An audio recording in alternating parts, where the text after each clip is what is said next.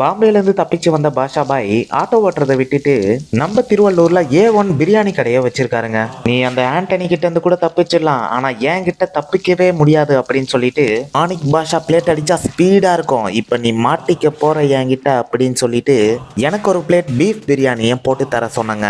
உன்னோட ஸ்பீடும் மாணிக் பாஷாவோட ஸ்பீடும் ஒரே மாதிரி இருக்கு அப்படின்னு சொல்லிட்டு உன் பேர் மாணிக்கம் இல்ல, மாணிக் பாஷா. புதினா, கேசரி, தயிர் பச்சடி, அதுக்கப்புறம் பார்த்தீங்கன்னா சேர்வாவும் வச்சுருந்தாங்க. எனக்கு கேசரினா ரொம்ப பிடிக்கும்ன்ட்டு மாணிக் பாஷாவுக்கே தெரியுன்றதால கேசரியை மட்டும் திரும்ப திரும்ப வாங்கி சாப்பிட்டேன்னா பார்த்துக்கோங்களேன். நீங்கள் பாஷா பாயை பார்க்கணும்னு நினச்சிங்கன்னா நம்ம திருவள்ளூர் பக்கத்தில் இருக்க மேல்நலாத்தூருக்கு வந்து போங்க. பாஷா பாய் கடையில் மதிய நேரத்தில் சிக்கன் பிரியாணி இருக்குது, பீஃப் பிரியாணி இருக்குது. பாஸ்மதி அரிசியில் செஞ்ச பிரியாணி டேஸ்ட் வைஸ் வேற லெவலில் இருக்குதுங்க. அப்ப மாணிக் பாஷா, நீ இந்த தொழிலுக்கு புதுசு குழந்தை, என்ன சொன்ன? 7 நாள்ல என்ன